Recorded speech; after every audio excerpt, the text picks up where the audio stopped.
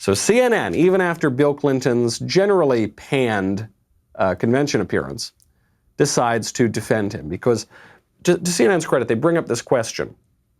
Why is it that in the Me Too era, when everybody's getting taken down for even looking crosswise at a woman 20 years ago, or even not looking crosswise, but they're just kind of crazy allegations that come up in the case of Brett Kavanaugh, for instance, how is it that Bill Clinton has managed to survive in that culture?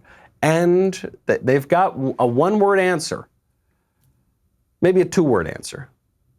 Second chances. How has he survived all of these waves of cancellation when he has been one of the biggest violators of these rules all these years? I mean, we talked last night about the use of character. We talked about the use of, listen.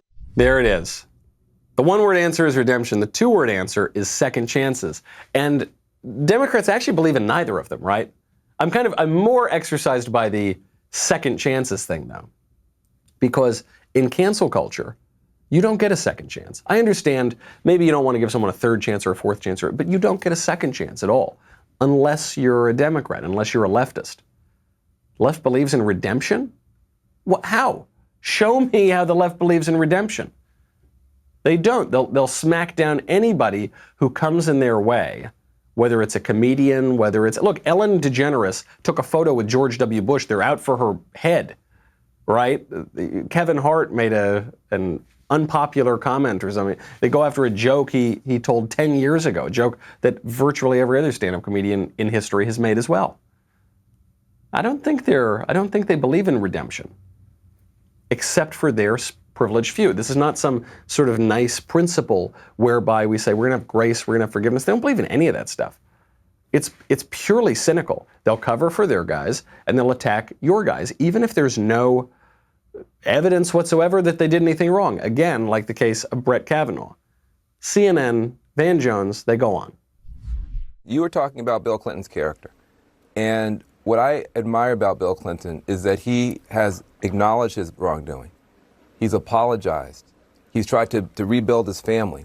And I think apologies don't come as often or as easily from the President White House, even when they should. So I don't think we have to say everything Bill Clinton has done is great, but I do think that when he has made mistakes, he's acknowledged them, and I admire him for that. Was Van Jones alive in the 1990s? Is he remembering the same Bill Clinton I'm remembering? Mr. Clinton, any response to Van Jones's point that you take responsibility for the things you've done? I want you to listen to me. I'm going to say this again. I did not have sexual relations with that woman, Miss Lewinsky. I never told anybody to lie, not a single time, never. These allegations are false, and I need to go back to work for the American people. Thank you.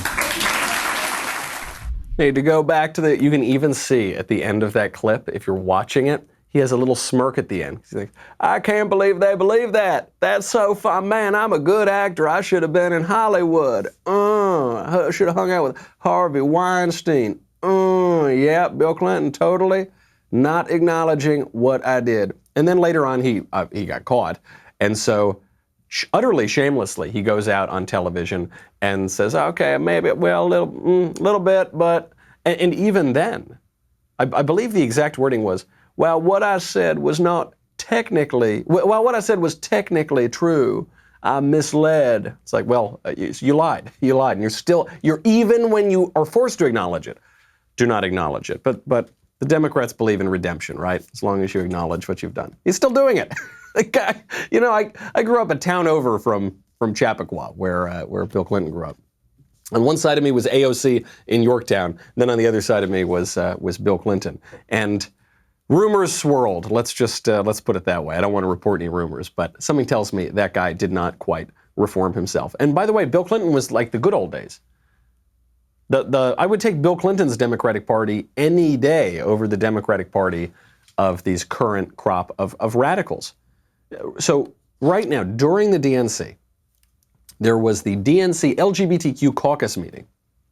And a member of this caucus, Jay Mai, don't know who that is, described what their aims are. Democrats in recent days have said, we're not about abolishing the police. We're not about, well, Jay Mai and this open Democratic caucus meeting says that is exactly what we are for. We're talking about abolishing the police. We're talking about abolishing ICE. We're talking about abolishing prisons.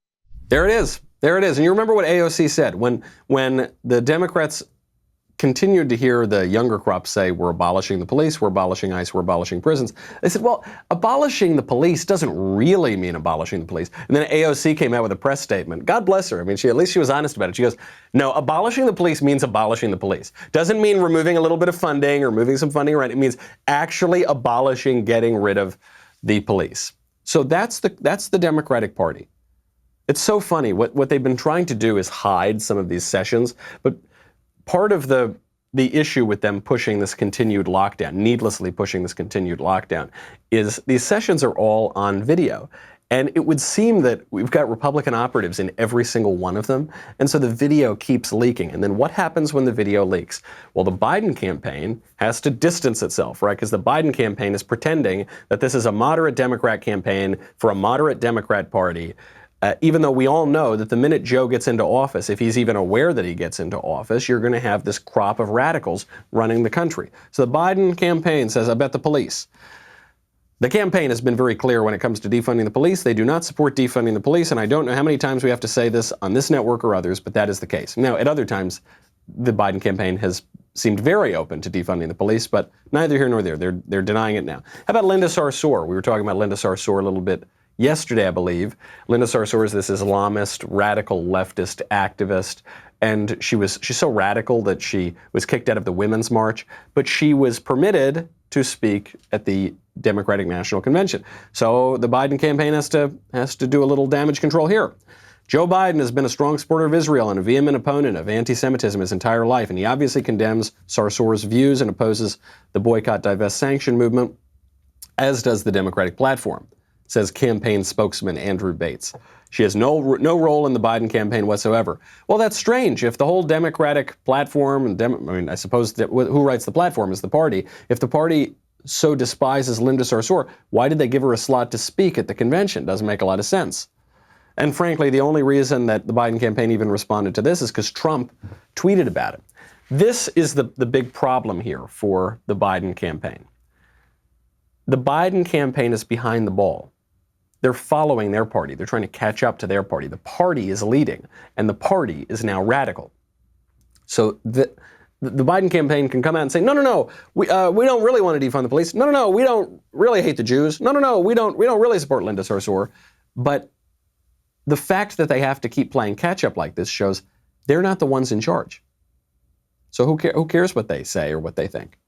Hey, Michael Knowles here, and the fact is, I have very expensive tastes. So please be sure to subscribe to the Daily Wire on YouTube because I depend heavily on your support. Thank you very much.